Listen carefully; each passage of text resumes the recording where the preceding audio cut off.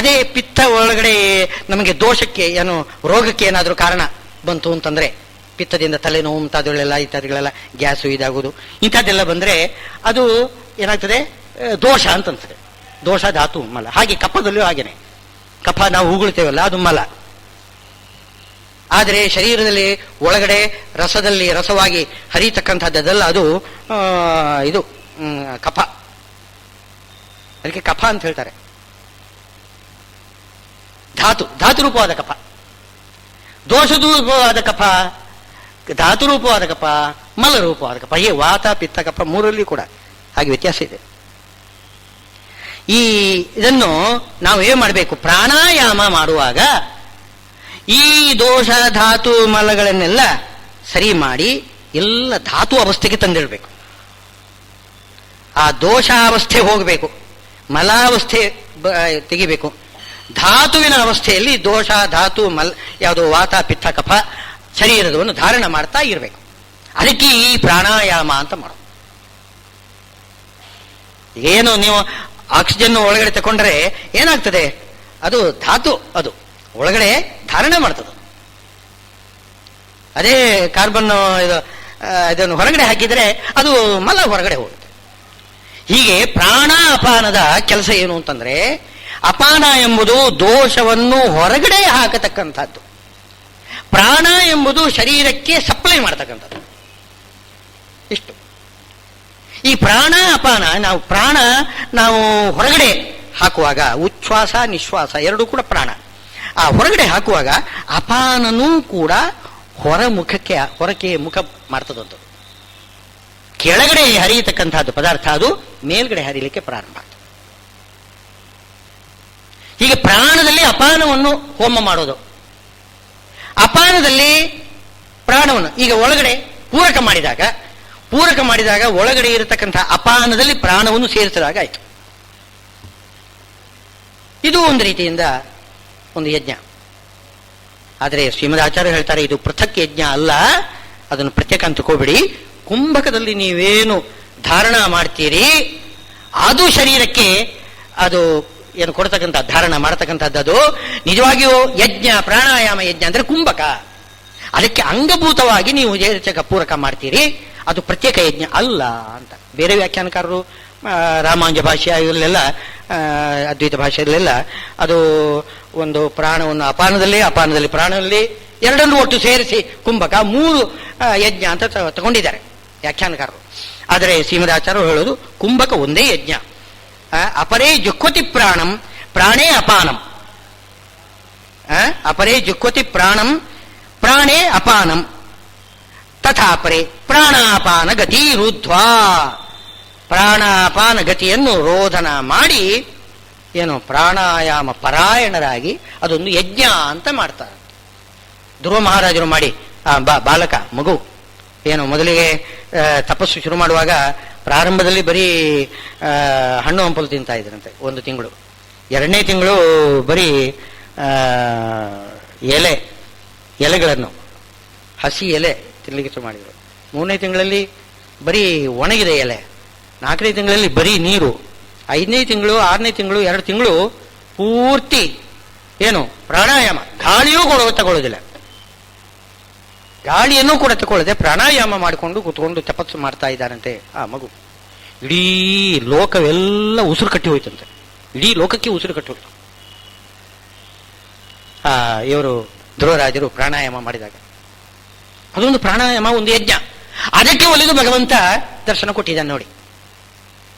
ಧ್ರುವರಾಜರ ಪ್ರಾಣಾಯಾಮಕ್ಕೆ ಒಲಿದು ಆ ವಾಸುದೇವ ರೂಪಿ ಭಗವಂತ ಪ್ರತ್ಯಕ್ಷನಾಗಿದ್ದಾನೆ. ಅದು ಪ್ರಾಣಾಯಾಮ ಯಜ್ಞ. ಅದೇ ಒಂದು ಯಜ್ಞ ಅಂತ ಇಟ್ಕೋಬೇಕು. ಧ್ಯಾನ ಒಂದು ಬೇರೆ, ಈ ಪ್ರಾಣಾಯಾಮನೇ ಒಂದು ಯಜ್ಞ. ಧ್ಯಾನ ಇದ್ದೇ ಇರ್ತದೆ. ಪ್ರಾಣಾಯಾಮ ಅಂದ್ರೆ ಏನು, ಕುಂಭಕದಲ್ಲಿ ಆ ವಾಯುವಿನಲ್ಲಿ ಪರಮಾತ್ಮನನ್ನು ಚಿಂತನೆ ಮಾಡುವುದು ತಾನೆ. ಬರೀ ಯಾಂತ್ರಿಕವಾಗಿ ಪ್ರಾಣಾಯಾಮ ಇವರೆಲ್ಲ ಯೋಗದವರೆಲ್ಲ ಹೇಳ್ತಾರೆ. ಅದು ಯಾಂತ್ರಿಕವಾದ ಆಸನ ಪ್ರಾಣಾಯಾಮದಿಂದ ಏನು ಉಪಯೋಗ ಇಲ್ಲ. ಸ್ವಲ್ಪ ಏನೋ ಶರೀರದಲ್ಲಿ ಆರೋಗ್ಯ ಬರ್ಬೋದು, ಅದಿಲ್ಲ ಅಂತೇನಿಲ್ಲ.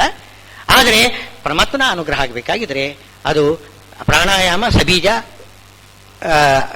ಅಬೀಜ ಅಂತ. ನಿರ್ಬೀಜ ಪ್ರಾಣಾಯಾಮ ಅಂದರೆ ಒಳಗಡೆ ಧ್ಯಾನ ಇಲ್ಲ, ಬರೀ ಪ್ರಾಣಾಯಾಮ ಮಾತ್ರ ಮಾಡೋದು, ನಿರ್ಬೀಜ ಪ್ರಾಣಾಯಾಮ. ಅದರಿಂದ ಹೆಚ್ಚಿನ ಪ್ರಯೋಜನ ಏನಿಲ್ಲ. ಸಬೀಜ ಪ್ರಾಣಾಯಾಮ ಮಾಡಬೇಕು. ಅದನ್ನೇ ಹೇಳಿದ್ದಾರೆ, ಭಾಗವತದಲ್ಲಿ ಹೇಳ್ತಾರೆ, ಸಬೀಜ ಪ್ರಾಣಾಯಾಮ ಮಾಡಬೇಕು. ಅದು ದೊಡ್ಡ ಯಜ್ಞ, ಪ್ರಾಣಾಯಾಮ ಯಜ್ಞ. ಇನ್ನು ಅಪರೇ ನಿಯತಾಹಾರ ಪ್ರಾಣಾನ್ ಪ್ರಾಣೇಶು ಜುಹ್ವತಿ. ಇನ್ನು ಕೆಲವರಿದ್ದಾರೆ, ಈ ನಿಯತಾಹಾರ, ಆಹಾರ ಕಡಿಮೆ ಮಾಡಿಬಿಡ್ತಾರಂತೆ, ಉಣ್ಣುವುದೇ ಇಲ್ಲ. ಏನೋ ಅರ್ಧ ಹೊಟ್ಟೆ ಉಣ್ಣೋದು, ಅರೆ ಹೊಟ್ಟೆ ಉಣ್ಣೋದು. ನಿಜವಾಗಿಯೂ ಅರೆ ಹೊಟ್ಟೆ ಉಣ್ಣುವುದೇ ಅದು ವಿಹಿತವಾಗಿರ್ತಕ್ಕಂಥದ್ದು. ಇಲ್ಲಿವರೆಗೆ ಮೂಗಿನವರೆಗೆ ತಗೊಳ್ಳೋದು, ಊಟ ಮಾಡೋದು, ಅದು ಪ್ರಾಣಾಗ್ನಿಹೋತ್ರ ಅಲ್ಲ. ಅರೆ ಹೊಟ್ಟೆ ಉಣ್ಣಬೇಕು ಅಂತಲೇ ಇರುವುದು ಶಾಸ್ತ್ರ. ಅರ್ಧಾಂಶ ಆಹಾರಕ್ಕೆ, ಇನ್ನು ಉಳಿದ ಅರ್ಧದಲ್ಲಿ ಅರ್ಧ ಅದು ನೀರಿಗೆ, ಇನ್ನೂ ಒಂದಷ್ಟೇ ಇದೆಯಲ್ಲ ಕಾಲಾಂಶ, ಅದು ವಾಯು ಸಂಚಾರಕ್ಕೆ ಜಾಗ ಬಿಡಬೇಕು ಅಂತ ಇಷ್ಟು ಶಾಸ್ತ್ರದಲ್ಲೇ ಇದೆ. ನಾವು ಹಾಗೆ ಮಾಡುವುದಿಲ್ಲ, ಬೇಕಾದಷ್ಟು ತಗೊಳ್ತಾ ಇದ್ದೇವೆ. ಆದರೆ ಯತಿಗಳು ಅರೆ ಹೊಟ್ಟೆನೂ ಉಣ್ಣುವುದಿಲ್ಲ. ಅವರಿಗೆ ತುತ್ತು ಲೆಕ್ಕ ಇದೆ, ಇಷ್ಟು ತುತ್ತು ತಗೋಬೇಕು ಅಂತ ಲೆಕ್ಕ ಇದೆ. ಹೇಳಿದರೆ ಯಥೇಷ್ಟಂ ಬ್ರಹ್ಮಚಾರಿಣ, ಬ್ರಹ್ಮಚಾರಿಗಳಿಗೆ ಆ ನಿಯಮ ಇಲ್ಲ ಅಂತೆ, ಅವ್ರು ಎಷ್ಟು ಬೇಕಾದ್ರೂ ತಗೋಬಹುದು. ಬ್ರಹ್ಮಚಾರಿಗಳು, ಗೃಹಸ್ಥರಿಗೆ, ಇವರಿಗೆಲ್ಲರಿಗೂ ಕೂಡ ನಿಯಮ ಇದೆ. ಗೃಹಸ್ಥರು ಅರೆ ಹೊಟ್ಟೆ ಉಣಬೇಕು, ಸನ್ಯಾಸಿಗಳು ಅರೆ ಹೊಟ್ಟೆನೂ ಇಲ್ಲ, ಲೆಕ್ಕ ಮಾಡಿ ತುತ್ತು ಎಷ್ಟು 16 ತುತ್ತು ಏನೋ ಒಂದಿದೆ ಆ ಲೆಕ್ಕ, ಅಷ್ಟೇ ಉಣಬೇಕು. ಅದಕ್ಕೆ ಉದಾಹರಣೆ ನಮ್ಮ ಗುರುಗಳು ಪೇಜಾವ ಸ್ವಾಮಿಗಳು ಇದ್ದಾರೆ ನೋಡಿ. ನೀವು ನೋಡಿ ಒಂದ್ಸಲ ಅವ್ರೇನು ಊಟ ಮಾಡ್ತಾರೆ ಅಂತ ಅನ್ನೋದನ್ನು ಪ್ರತ್ಯಕ್ಷ ನೋಡಬೇಕು. ನೀವು ಏನು ಉಣ್ಣುವುದಿಲ್ಲ, ಏನೇನು ಒಂದೊಂದೊಂದು ಅಗಳು ಬಾಯಿಗೆ ಹಾಕೋದು, ತುತ್ತು ಬಾಯಿಗೆ ಹಾಕೊಳ್ಳೋದೇ ಇಲ್ಲ ಅವರು. ನಾವು ತುತ್ತು ನುಂಗುತ್ತೇವೆ, ಅವ್ರು ಹಾಗಲ್ಲ, ಅಗಳುಗಳನ್ನು ಬಾಯಿಗೆ ಹಾಕೊಂಡಿರ್ತಾರೆ, ಇಟ್ಕೊಂಡು ಎಲ್ಲ ಆಚೆ ಇಟ್ಟಿರ್ತಾರೆ. ಸ್ವಲ್ಪ ಏನಾದರೂ ಜಾಸ್ತಿ ಆಯ್ತು ಅಂದ್ರೆ ಅಯ್ಯೋ ಹೊಟ್ಟೆ ತುಂಬ ಆಗೋಯ್ತು, ಸ್ವಲ್ಪ ಏನಾದರೂ ಜಾಸ್ತಿ ತಿಂದ್ರೆ ಏನು ಅನ್ನುವುದಿಲ್ಲ ನೋಡಿ. ನಿಯತಾಹಾರ ಪ್ರಾಣಾನ್ ಪ್ರಾಣೇಶು ಜುಹ್ವತಿ.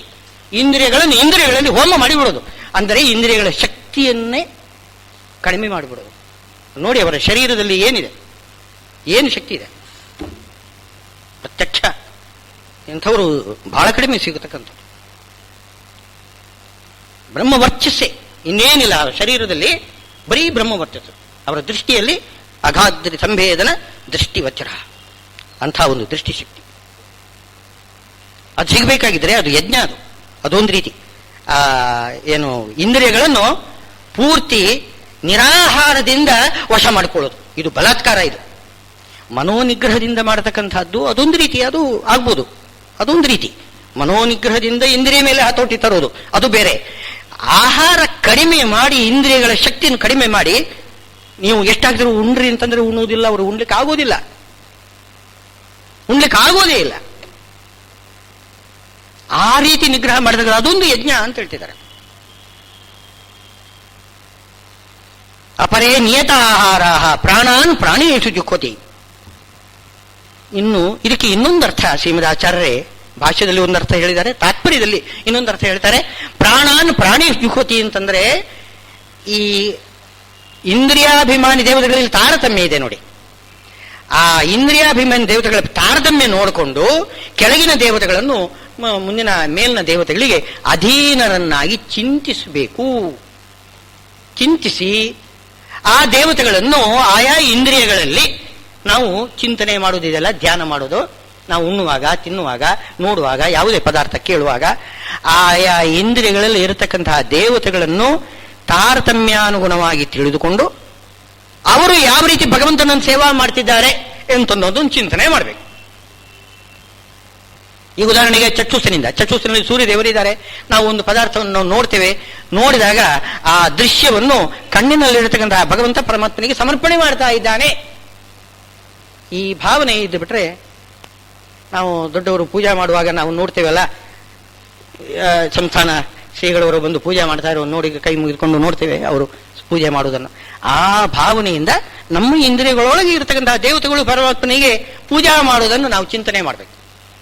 ಆಗ ನಾವು ಪೂಜೆ ಮಾಡಿದ ಫಲ ಸಿಗ್ತದೆ, ನಮಗೆ ಪೂಜೆ ಮಾಡಿದ ಫಲ ಸಿಗ್ತದೆ. ಅವರು ಪೂಜೆ ಮಾಡ್ತಿದ್ದಾರೆ, ಅದನ್ನು ತಿಳ್ಕೊಂಡ್ರೆ ಸಾಕು.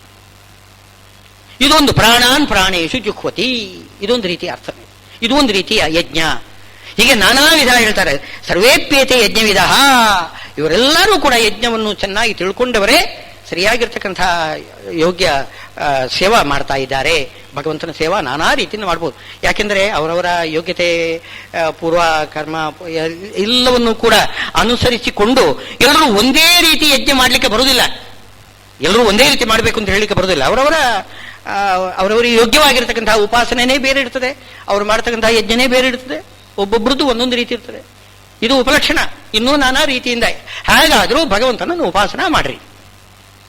ಹೀಗೆ ಸರ್ವೇಪ್ಯೇತೆ ಯಜ್ಞವಿಧ ಯಜ್ಞ ಕ್ಷಪಿತ ಕಲ್ಮಷಾಹ. ಯಜ್ಞದ ಮುಖ್ಯ ಏನು ಉದ್ದೇಶ ಏನು ಅಂತಂದ್ರೆ ಪಾಪ ಪರಿಹಾರ. ಇಲ್ಲದೆ ಹೋದರೆ ಭುಂಜಿತೇತೇತು ಅಗಂ ಪಾಪ ಹಿಂದೆ ಹೇಳಿದಾರಲ್ಲ. ಬರೀ ಉಣ್ಣುವುದೆಲ್ಲ ಬರೀ ಅನ್ನ ಅಲ್ಲ, ಪಾಪವನ್ನೇ ನುಂಗುವುದು. ಆ ಪಾಪ ಪರಿಹಾರ ಮಾಡಬೇಕು. ಅದಕ್ಕೋಸ್ಕರ ಯಜ್ಞವನ್ನು ಮಾಡಬೇಕು. ಯಜ್ಞ ಕ್ಷಪಿತ ಕಲ್ಮಷಾಹ ಯಜ್ಞಶಿಷ್ಟ ಅಮೃತ ಭುಜ. ಯಜ್ಞಶಿಷ್ಟವಾಗಿರ್ತಕ್ಕಂಥದ್ದು ಯಜ್ಞ ಮಾಡಿದ ಮೇಲೆ ಉಳಿದದ್ದಿದೆಯಲ್ಲ, ಅಂದರೆ ಭಗವಂತನಿಗೆ ಸಮರ್ಪಣೆ ಮಾಡಿದ ಮೇಲೆ ಉಳಿದದ್ದು.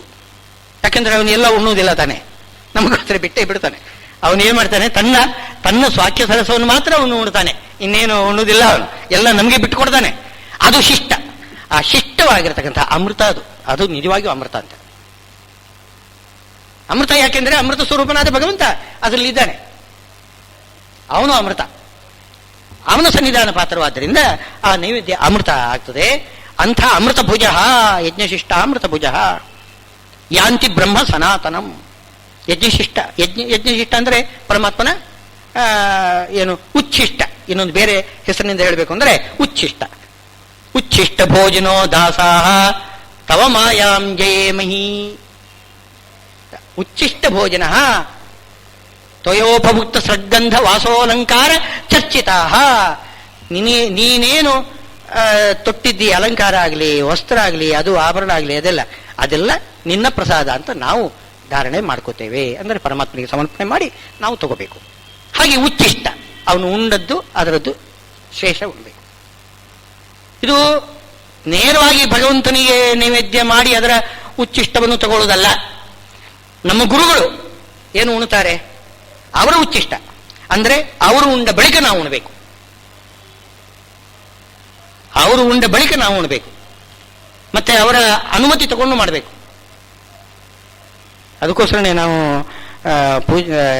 ಭೋಜನಕ್ಕೆ ಕೂತ್ಕೊಳ್ಳೋಕ್ಕಿಂತ ಮೊದಲು ಎಲ್ಲ ಗುರು ಪರಂಪರಾ ನಾವು ನೆನೆಸಿಕೊಳ್ತೇವೆ ನೋಡಿ. ಎಲ್ಲ ಗುರು ಪರಂಪರಾ ನೆನೆಸಿ ಅವರಿಗೆ ಅವರ ಅನುಮತಿ ಮೇಲೆ ನಾವು ತಗೋಬೇಕಂತೆ. ಆಗ್ಲೂ ಕೂಡ ಶ್ರೀಗಳವರು ಎದುರುಗಡೆ ಇದ್ರೆ, ಅವರು ಊಟ ಮಾಡ್ತಾ ಇದ್ರೆ ಅವ್ರ ಜೊತೆಗೆ ನಾವು ಊಟ ಮಾಡುವುದು ಅಂತಂದ್ರೆ ಅದು ಅವರ ಉಚ್ಚಿಷ್ಟವನ್ನು ಉಣ್ತೇವೆ ಎಂಬ ಅಭಿಪ್ರಾಯದಿಂದ ಅವರು ಕೂತ್ಕೊಂಡ ಬಳಿಕ ನಾವು ಕೂತ್ಕೋಬೇಕು. ನಾವು ಮೊದಲು ಕೂತ್ಕೊಳ್ಳೋದಲ್ಲ. ಅವರು ಕೂತ್ಕೊಂಡ ಬಳಿಕ ಅವರ ಆಪೋಷಣೆ ತಗೊಂಡು ಊಟ ಮಾಡಲಿಕ್ಕೆ ಶುರು ಮಾಡಿದ ಮೇಲೆ ಆವಾಗ ಏನಾಗ್ತದೆ, ಈ ಪಾಕ ನಮ್ಮ ಎಲೆಯಲ್ಲಿ ಹಾಕಿರೋದಕ್ಕಂಥದ್ದೆಲ್ಲ ಅದು ಉಚ್ಚಿಷ್ಟ ಆಗ್ತದೆ. ಉಚ್ಚಿಷ್ಟ ಅಂದ್ರೆ ಹೇಗೆ, ಪಾಕೋಚ್ಚಿಷ್ಟ. ಪತ್ರೋಚ್ಚಿಷ್ಟ ಬೇರೆ, ಪಾಕೋಚ್ಚಿಷ್ಟ ಬೇರೆ. ಇದು ಪಾಕೋಚ್ಚಿಷ್ಟ, ಒಂದೇ ಪಾಕದಲ್ಲಿ ಇರತಕ್ಕಂಥದ್ದು. ಅದನ್ನು ಅವರು ಸ್ವಲ್ಪ ಒಂದು ಬಾಯಿ ಹಾಕೊಂಡ್ರೆ ಸಾಕು, ಅದು ಉಚ್ಚಿಷ್ಟ ಆಗೋಯ್ತು ಆ ಇಡೀ ಪಾಕ. ಆಮೇಲೆ ನಾವು ಉಣ್ತೇವೆ. ಅದು ಉಣ್ಣುವಾಗ ಅವರ ಸಮ್ಮತಿ ಕೇಳಬೇಕು, ಅವರ ಆಜ್ಞಾ ಕೇಳಬೇಕು. ಹತ್ತಿರದಲ್ಲಿ ಇರತಕ್ಕಂಥವ್ರು ಯಾರು ದೊಡ್ಡವರಿದ್ದರೆ ಅವರ ಆಜ್ಞಾ ಅಂತ ಹೇಳ್ಕೊಂಡು ನಾವು ಉಣಬೇಕು. ಅವರು ಶ್ರೀಗಳವರಿದ್ರೆ ಶ್ರೀಪಾದಾನುಜ್ಞಾ ಅಂತ ಹೇಳ್ಕೊಂಡು ತಗೊಳ್ತಕ್ಕಂಥ ಸಂಪ್ರದಾಯ. ಉಡುಪಿ ಚೌಕಿಯಲ್ಲಿಯೂ ಕೂಡ ಏನೋ ಶ್ರೀಗಳವರು ಕೂತಿರ್ತಾರೆ, ಎಲ್ಲ ಆಯಿತು. ಆಮೇಲೆ ಎಲ್ಲ ಬ್ರಾಹ್ಮಣರಿಗೆ ತೀರ್ಥ ಎಲ್ಲ ಕೊಟ್ಟು ಇದು ಕೃಷ್ಣಾರ್ಪಣ ವಸ್ತು ಶ್ರೀಮದ್ರಮಣ ಗೋವಿಂದ ಅಂತಂತಾರಲ್ಲ, ಆವಾಗ ಆಪೋಷಣೆ ತಗೊಳ್ಳುವಾಗ ಶ್ರೀಪಾದಾನುಜ್ಞಾ ಅಂತ ಹೇಳಿ ನಾವು ತಗೋಬೇಕು. ಆಗಾಗ ಅಲ್ಲಿ ಯತಿಗಳು ನಾರಾಯಣ ನಾರಾಯಣ ನಾರಾಯಣ ಅಂತ ಅನ್ಬೇಕು. ನಾರಾಯಣನ ಆಜ್ಞಾ ತಗೊಳ್ಳಿ, ನನ್ನ ಒಳಗೆ ಇರತಕ್ಕಂಥ ನಾರಾಯಣನ ಆಜ್ಞಾ ಎಂಬುದಾಗಿ ಅವರು ಹೇಳಬೇಕು. ಆಮೇಲೆ ನಾವು ತಗೋಬೇಕು. ಮತ್ತೆ ನಾವು ಎಲ್ಲಾದ್ರೂ ನಡುವೆ ಏನಾದರೂ ನನಗೆ ಅವಸರ ಆಯಿತು, ಬೇಗ ಹೋಗಬೇಕು ಅಂತ ಹೇಳ್ಕೊಂಡು ಆಪೋಷಣ ತಗೊಂಡು ಎದ್ವಿ ಅಂತಂದ್ರೆ ಉಳಿದವರೆಲ್ಲ ಇವನ ಎಂಜಲು ತಿಂದಾಗಾಯ್ತು, ಇವನ ಉಚ್ಚಿಷ್ಟ ಎಲ್ಲ ತಿಂದಾಗಾಯ್ತು. ಅದಕ್ಕೋಸ್ಕರ ಅವರು ತಗೊಂಡ ಮೇಲೇನೆ, ಆಪೋಷಣೆ ತಗೊಂಡ ಮೇಲೇನೆ ನಾವು ಆಪೋಷಣೆ ತಗೋಬೇಕು. ದೊಡ್ಡವರು ಆಪೋಷಣೆ ತಗೊಂಡ ಮೇಲೇನೆ ಆಮೇಲೆ ಉಳಿದವರು ಆಪೋಷಣೆ ತಗೋಬೇಕು. ಏನಾದ್ರು ಮೊದಲು ನಾವು ಆಪರೇಷನ್ ತಗೊಂಡು ಮುಗಿಸಿಬಿಟ್ಟಿವಿ ಅಂತಂದ್ರೆ ನಮ್ಮ ಎಂಜಲು ನಾವು ಉಣಿಸಿದಾಗ ಆಯ್ತು. ಉಚ್ಚಿಷ್ಟ ಅಂದ್ರೆ ಗುರುಗಳ ಉಚ್ಚಿಷ್ಟ ಉಣಬೇಕು. ಭಗವಂತ ಅಂದ್ರೆ ಭಗವಂತನ ಉಚ್ಚಿಷ್ಟನೇ ಇದು. ಅಂದ್ರೆ ಆ ಗುರುಗಳ ಒಳಗಡೆ ಇರ್ತಕ್ಕಂಥ ಭಗವಂತನ ಉಚ್ಚಿಷ್ಟ. ಆಮೇಲೆ ಉಣ್ಣುವಾಗಲೂ ಕೂಡ ಸರ್ವಂ ಸಶೇಷಮಶ್ನೀಯಾತ್. ಉಣ್ಣುವಾಗ ಎಲೆಯನ್ನು ಪೂರ್ತಿ ಖಾಲಿ ತೊಳೆದ ಹಾಗೆ ಮಾಡಿ ಉಣ್ಣಬಾರದಂತೆ. ಎಲ್ಲವನ್ನೂ ಕೂಡ ಒಂದಿಷ್ಟು ಬಿಟ್ಟು ಬಿಡ್ಬೇಕಂತ, ಸ್ವಲ್ಪ ಬಿಡಬೇಕು. ಎಲ್ಲವನ್ನು ಉಣ್ಣುಟ್ಟತಕ್ಕಂಥದ್ದಲ್ಲ. ಯಾಕೆಂದ್ರೆ ಅದಕ್ಕೆ ಅಧಿಕಾರಿಗಳಿದ್ದಾರೆ. ಅಲ್ಲಿ ಆ ಎಂಜಲು ಇದೆಯಲ್ಲ, ನಮ್ಮ ಎಂಜಲನ್ನು ನಮಗಿಂತ ಕೆಳಗಿನವರಿಗೆ ಕೊಡಬೇಕು. ಈ ಹಿಂದಿನ ಕಾಲ ಒಂದಿತ್ತು, ನಾನು ಸಣ್ಣಂದಿನಲ್ಲಿ ನೋಡಿದ್ದೆ.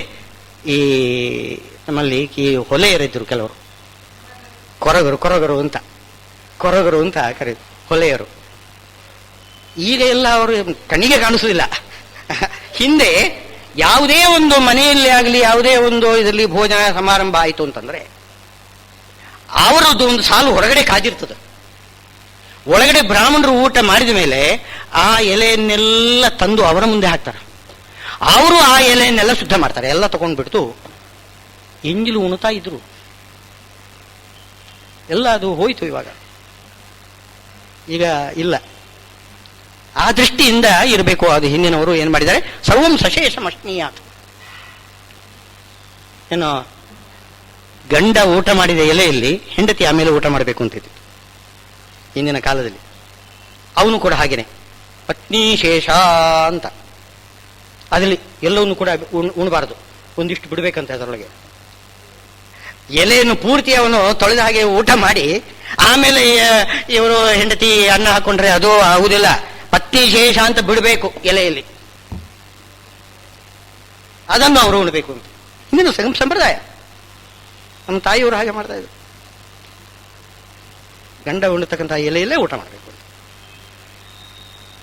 ಇದು ಉಚ್ಚಿಷ್ಟ ಅಂದ್ರೆ ಯಜ್ಞಶಿಷ್ಟ ಅಂದ್ರೆ ಇದು ಯಜ್ಞಶಿಷ್ಟ. ಇದು ಪರಮಾತ್ಮನಿಗೆ ಸಮರ್ಪಿತವಾಗಿರ್ತಕ್ಕಂಥದ್ದು ಯಾವುದನ್ನು ಉಳಿದೆ ಅದು ಯಜ್ಞಶಿಷ್ಟ, ಅದು ಅಮೃತ, ಅದನ್ನು ಉಣಬೇಕು. ಯಜ್ಞಶಿಷ್ಟಾಮೃತ ಭಜ ಯಾಂತಿ ಬ್ರಹ್ಮ. ಪರಮಾತ್ಮನ ಪ್ರಾಪ್ತಿ ಆಗ್ತದೆ, ಅದರಿಂದ ಪ್ರಾಪ್ತಿ. ಅಂತಃಕರಣ ಶುದ್ಧಿಯಾಗಿ, ಅದರ ಅರ್ಥ ಏನು, ಅಂತಃಕರಣ ಶುದ್ಧಿಯಾಗಿ ಜ್ಞಾನ ಲಭಿಸ್ತದೆ. ಭಕ್ತಿಯಿಂದ ಆಮೇಲೆ ಪರಮಾತ್ಮನ ಪ್ರಾಪ್ತಿ ಆಗ್ತದೆ. ನಾಯಂ ಲೋಕೋಸ್ತಿ ಅಯಜ್ಞಸ್ಯ ಕುತೋನ್ಯ ಕುರು ಸತ್ತಮ. ಈ ರೀತಿ ಯಜ್ಞ ಮಾಡದೇ ಇದ್ದವರು, ಯಜ್ಞಶಿಷ್ಟ ಅಮೃತವನ್ನು ಉಣದೇ ಇದ್ದವರು, ಅವರಿಗೆ ಈ ಲೋಕನೂ ಇಲ್ಲ ಪರಲೋಕನೂ ಇಲ್ಲ ಅಂತಂತಾರೆ. ಈ ಲೋಕದಲ್ಲಿಯೂ ಸುಖ ಇಲ್ಲ, ಪರಲೋಕದಲ್ಲಂತೂ ಇಲ್ಲವೇ ಇಲ್ಲ. ಈ ಲೋಕದಲ್ಲಿ ಯಾಕೆ ಸುಖ ಇಲ್ಲ ಅಂತಂದ್ರೆ ಅದು ಸಜ್ಜನರು ನಿಂದೆ ಮಾಡ್ತಾರೆ. ಅಭಿಪ್ರಾಯ, ಈ ಲೋಕದಲ್ಲಿ ಸುಖ ಇಲ್ಲ ಅವನಿಗೆ. ಯಾಕೆ ನಾಸ್ತಿಕರನ್ನು ನೋಡಿದರೆ ಶಪಿಸ್ತಾರೆ, ಹಾಳಾಗಿ ಹೋಗು ಅಂತಂತಾರೆ ಅವರು. ಆ ಶಾಪದಿಂದ ಅವರು ಹಾಳಾಗಿ ಹೋಗ್ತಾರೆ. ನಾಯಂ ಲೋಕೋಸ್ತಿ. ಇನ್ನು ಪರಲೋಕ ಎಲ್ಲಿದೆ? ಇಲ್ಲವೇ ಇಲ್ಲ. ನಾಯಂ ಲೋಕೋಸ್ತಿ ಅಯಜ್ಞಸ್ಯ ಕುತೋನ್ಯ ಕುರು ಸತ್ತಮ. ಏವಂ ಬಹುವಿಧ ಯಜ್ಞಾ ವಿತತಾ ಬ್ರಹ್ಮಣೋ ಮುಖೇ. ನಾವೀಗ ಹೇಳಿದ್ವಲ್ಲ, ಆ ರೀತಿಯಾಗಿ ಬಹುವಿಧವಾಗಿರ್ತಕ್ಕಂತಹ ಯಜ್ಞ ಅದು ಪರಬ್ರಹ್ಮನ ಮುಖದಲ್ಲಿ, ಪರಬ್ರಹ್ಮನಿಗೆ ಸಮರ್ಪಣೆ, ಅವನ ಮುಖದಲ್ಲಿ ಸಮರ್ಪಣೆ ಮಾಡೋದು. ಯಜ್ಞವನ್ನೆಲ್ಲ ಅವನ ಮುಖದಲ್ಲಿ ಸಮರ್ಪಣೆ ಮಾಡೋದು. ಯಾಕೆ? ಆ ಅಗ್ನಿಯಲ್ಲಿ ಆ ಮುಖವೂ ಅವನೇ, ಆ ಪದಾರ್ಥದಲ್ಲೂ ಅವನೇ ಇರುವುದರಿಂದ ಅವರಿಗೆ ಸ್ವರಮಣನಾದ ಭಗವಂತ ತನ್ನನ್ನು ತಾನು ಉಣ್ಣುವ ಹಾಗೆ ಆ ರೀತಿ ಚಿಂತನೆ ಮಾಡೋದು. ಅದಕ್ಕೆ ಬ್ರಹ್ಮಣ ಮುಖೆ, ಆದ್ದರಿಂದ ಅಲ್ಲಿ ಸಮರ್ಪಣೆ ಮಾಡ್ತೇವೆ ನಾವು. ನಾಯಂ ವಿತತ ಏವಂ ಬಹುವಿಧ ಯಜ್ಞ ವಿತತ ಬ್ರಹ್ಮಣೋ ಮುಖೇ ಕರ್ಮಜಾನ್ ವಿದ್ಧಿತಾನ್ ಸರ್ವಾನ್. ಈಗ ಇದೆಲ್ಲ ಯಾತಕ್ಕೆ ಹೇಳಿದ್ದು ನಾನು? ಯಜ್ಞದಲ್ಲಿ ಇಷ್ಟೆಲ್ಲ ಇದೆ ಅಂತ ಹೇಳಿ ಯಾಕೆ ಅಂತಂದ್ರೆ ಅದು ಕರ್ಮಜ. ಕರ್ಮ ಬೇಕು ಬೇಡ ಅಂತ ತಾನೇ ಇವಾಗ ನೀನು ಹೇಳ್ತಾ ಇರೋದು ಅರ್ಜುನ. ಕರ್ಮ ಬೇಡ ಅಂತ, ಜ್ಞಾನ ಬೇಕು ಅಂತಂತ ಇದ್ದಿ. ಜ್ಞಾನನೂ ಕೂಡ ಒಂದು ಕರ್ಮನೇ ಅಂತ ಹೇಳ್ತಿದ್ದಾರೆ. ಯಾವುದು ಕರ್ಮ? ಕರ್ಮ ಅಂತಂದ್ರೆ ತ್ರಿಕರಣದಲ್ಲಿ ಮನೋವಾಕ್ಕಾಯ, ಮನಸ್ಸಿನಿಂದಲೂ ಕರ್ಮ, ಮಾತಿನಿಂದಲೂ ಕರ್ಮ, ಶರೀರದಿಂದಲೂ ಕರ್ಮ, ಕಾಯದಿಂದಲೂ ಕರ್ಮ. ಈ 3 ರೀತಿ ಕರ್ಮ ಆಗ್ತದೆ. ಅಂತ ಯಾವುದಾದ್ರೂ 3 ರೀತಿಯಲ್ಲಿ ಯಾವುದಾದ್ರೂ ಒಂದು ಕರ್ಮನೇ ಆಗಿರ್ತದೆ. ನೀವು ಯಜ್ಞ ಅಂತ ನಾವು ಯಾವುದನ್ನು ಕರಿತೀರಿ, ಅದು ಯಾವುದೋ ಒಂದು ಬಗೆಯ ಕರ್ಮನೇ ಅಂತಂದ ಮೇಲೆ ಕರ್ಮವನ್ನು ನಾವು ಬಿಡುವ ಹಾಗಿಲ್ಲ, ಕರ್ಮ ಮಾಡಲೇಬೇಕು ಎಂಬುದಾಗಿ ಅರ್ಜುನನಿಗೆ ಶ್ರೀಕೃಷ್ಣ ಉಪದೇಶ ಮಾಡ್ತಾನೆ. ಶ್ರೇಯಾನ್, ಅದರಲ್ಲೆಲ್ಲ ಈ ಯಜ್ಞಗಳಲ್ಲಿ ಶ್ರೇಷ್ಠವಾದ್ದು ದ್ರವ್ಯಮಯಾತ್ ಯಜ್ಞಾತ್. ಯಾವುದು? ಜ್ಞಾನಯಜ್ಞ. ಜ್ಞಾನಯಜ್ಞ ಎಂಬುದು ಶ್ರೇಷ್ಠ. ದ್ರವ್ಯಮಯವಾದ ಯಜ್ಞ ನಾವು ಮಾಡುವಲ್ಲೂ ಕೂಡ ಜ್ಞಾನಯಜ್ಞ ಇರಲೇಬೇಕು. ಅಂದರೆ ಜ್ಞಾನಪೂರ್ವಕವಾಗಿ ದ್ರವ್ಯವನ್ನು ಸಮರ್ಪಣೆ ಮಾಡಿದರೆ ಮಾತ್ರ ಅದು ಫಲ ಕೊಡ್ತದೆ. ಭವಾನ್ ಭಿಕ್ಷಾಂ ದದಾತು ಅಂತ ಹೇಳುವಾಗ ಅವನಿಗೊಂದು ಮುಷ್ಟಿ ಅಕ್ಕಿ ಸುಮ್ಮನೆ ಅವನ ಮುಖಕ್ಕೆ ಎಸೆ ಹಾಗೆ ಕೊಟ್ಟು ಬಿಟ್ರೆ ಏನು ಉಪಯೋಗವಿಲ್ಲ. ಕೃಷ್ಣಾರ್ಪಣ ವಸ್ತು ಅಂತನತ ಅವನ ಜೋಳಿಗೆಗೆ ಆ ಎಷ್ಟನ್ನು ಹಾಕಬೇಕು. ಹಾಗೆ ಹಾಕಿದರೆ ಮಾತ್ರ ಜ್ಞಾನ ಯಜ್ಞ. ಆದರೆ ಜ್ಞಾನ ಪೂರ್ವಕವಾಗಿರಬೇಕು.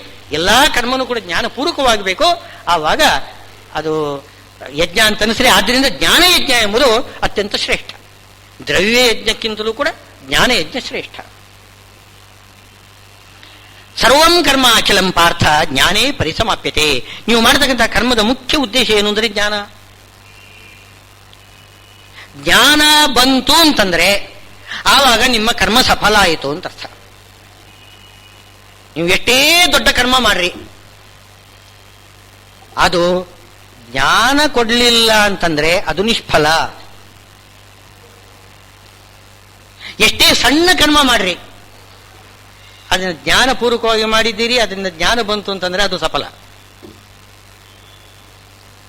ಅಲ್ಲಿ ಸರ್ವಂ ಕರ್ಮಾಖಿಲಂ ಅಂತಿದೆ ನೋಡಿ.